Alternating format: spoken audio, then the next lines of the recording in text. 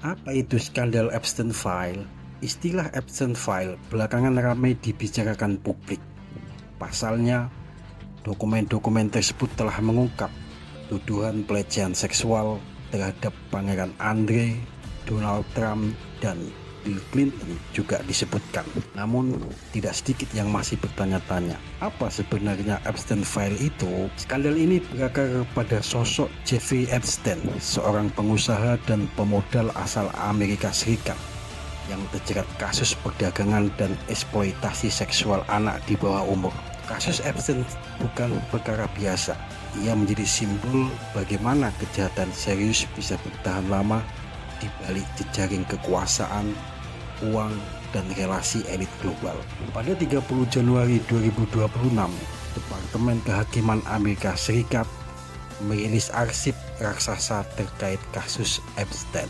Totalnya mencakup lebih dari 3 juta halaman dokumen, sekitar 2.000 video, dan 180.000 gambar.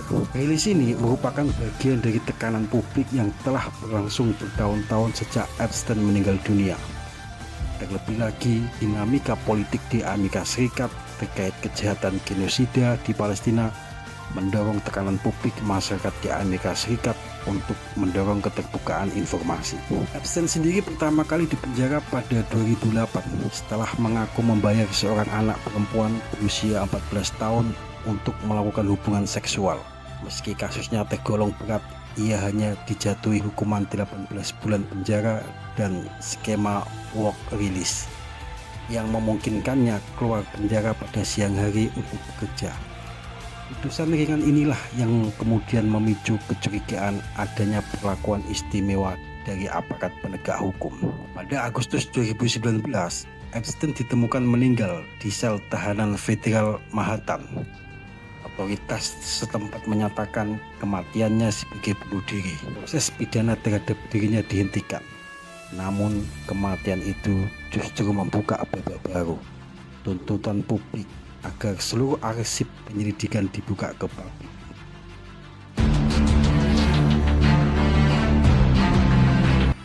Yang membuat Epstein File meledak bukan hanya kejahatan seksualnya, tetapi jejaring relasi Epstein dengan tokoh-tokoh berpengaruh dunia, nama-nama elit politik, bisnis besar hingga bangsawan internasional muncul dalam dokumen-dokumen tersebut. Dari sinilah istilah Epstein File mendapatkan maknanya.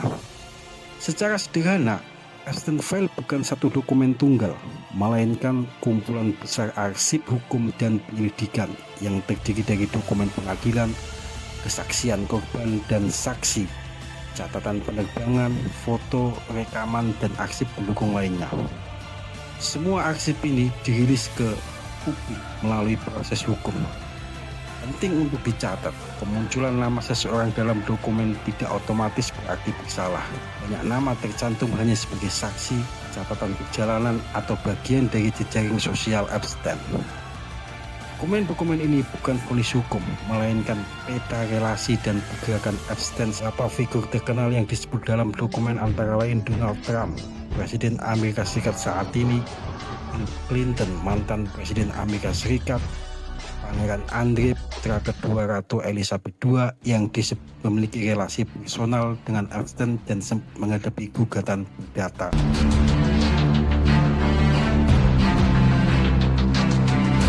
Kasus Epstein bermula dari laporan awal pada awal 2000-an di Palm Beach, Florida. Sejumlah remaja perempuan diketahui keluar masuk rumah Epstein dengan imbalan uang.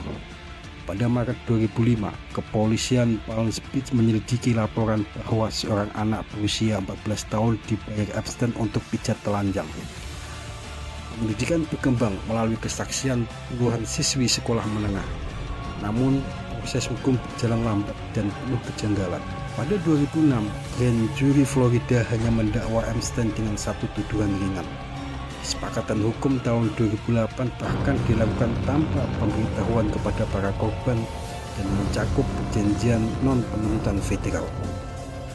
Setelah bebas pada 2009, Epstein menghadapi berbagai gugatan perdata. Salah satu yang paling berpengaruh adalah gugatan Virginia Giuffre terhadap Ghislaine Maxwell pada 2015. Dari perkara inilah muncul ribuan halaman dokumen pengadilan yang selama bertahun-tahun berada di bawah segel. Dalam dokumen yang telah dibuka tersebut terdapat nama-nama sekitar 150 rekan Epstein. Dokumen-dokumen itu diajukan sebagai bagian dari gugatan pencemaran nama baik Virginia Giuffre pada tahun 2015 terhadap Ghislaine Maxwell, rekan Epstein dalam skema pelecehan seksualnya. Maxwell dijatuhi hukuman 20 tahun penjara pada tahun 2022. Giuffre adalah salah satu wanita yang menggugat Epstein karena pelecehan yang dilakukannya di rumah-rumah di Florida, New York, Kepulauan Virgin, Amerika Serikat, dan New Mexico. Dia mengatakan bahwa dia dipaksa untuk berhubungan seks dengan pria-pria di lingkaran sosial Epstein. Sorotan publik kembali menguat setelah The Miami Herald pada 2018 menerbitkan laporan investigatif yang mengungkap kegagalan sistem hukum dalam menangani Epstein. Tekanan itu berujung pada penangkapan Epstein kembali pada 6 Juli 2019 sebelum akhirnya ia meninggal di penjara sebulan kemudian. Pembukaan arsip dan polemik politik. Seusai kematian Epstein, perhatian penegakan hukum beralih kepada orang-orang terdekatnya. Maxwell kemudian disidangkan dan pada 2021 dinyatakan bersalah atas perdagangan seks anak. Ia dijatuhi hukuman penjara 20 tahun pada 2022. Pembukaan dokumen terkait Epstein dilakukan secara bertahap sejak 2024 dan memuncak pada Desember 2025 hingga Januari 2026.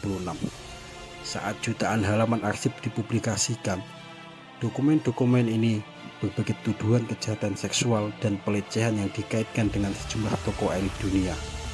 Beberapa nama yang muncul antara lain Pangeran Andre, Johanna Sobek, salah satu perempuan yang menuduh Epstein melakukan pelecehan seksual, menyatakan bahwa Pangeran Andre pernah menyentuh dadanya di kediaman mewah Epstein di Manhattan pada 2001. Peristiwa itu terjadi ketika mereka berfoto bersama Sobek dan Virginia Giuffre, dengan Maxwell dan Epstein juga berada di lokasi. Sobek mengatakan foto tersebut turut menampilkan boneka bertuliskan Pangeran Andre. Bill Clinton, nama mantan Presiden Amerika Serikat Bill Clinton juga tercantum dalam dokumen pengadilan.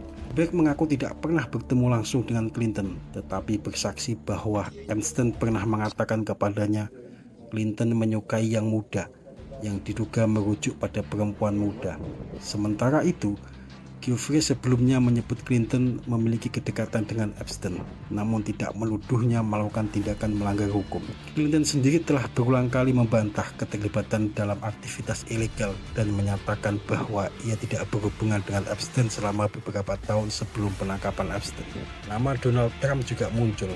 Mantan Presiden Donald Trump juga disebut dalam dokumen, tetapi tidak didakwa melakukan pelanggaran.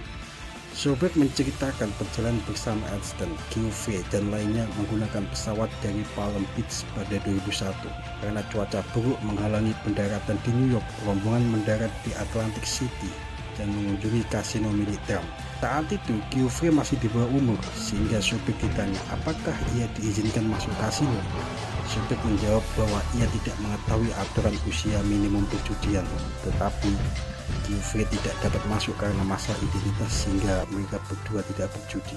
Stephen Hawking, nama mendiang fisikawan Stephen Hawking muncul dalam sebuah email yang dikirim Epstein kepada Maxwell pada Januari 2015. Dalam pesan itu, Epstein meminta Maxwell memberikan imbalan kepada siapapun yang dapat membuktikan bahwa tuduhan Giuffre termasuk yang menyebut Hawking tidak benar.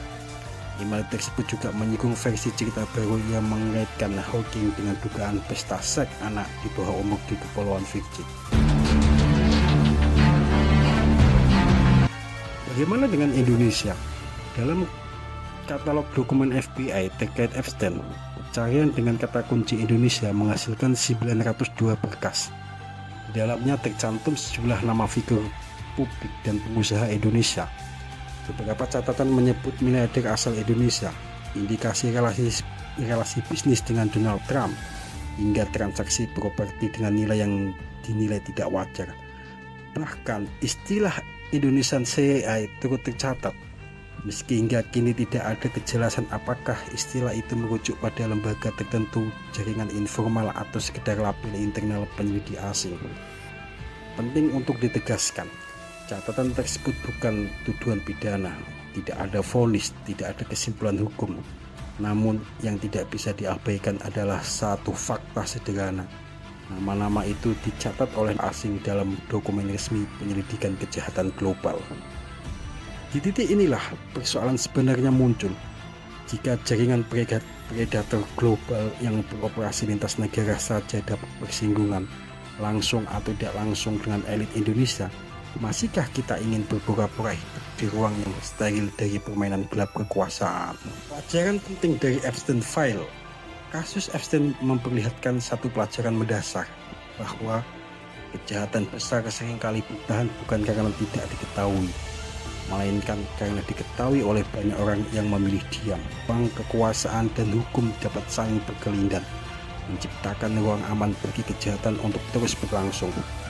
Epstein Files seharusnya tidak disederhanakan sebagai penyimpangan individu semata. Ia membuka pintu untuk memahami white collar crime sebagai produk struktural sosial yang permisif, relasi kuasa yang timpang, dan budaya yang membenarkan kejahatan secara kolektif. Pada akhirnya, Epstein File bukan sekedar aksi kejahatan seksual. Ia adalah cermin peradaban tentang bagaimana relasi sosial bisa berubah menjadi sekolah kejahatan paling efektif, dan bagaimana sistem kekuasaan dapat melindungi pelanggaran serius. Kejahatan dalam konteks ini bukan anomali, melainkan bagian dari proses sosial yang dipelajari, diwariskan, dan kerap dilindungi oleh kekuasaan itu sendiri.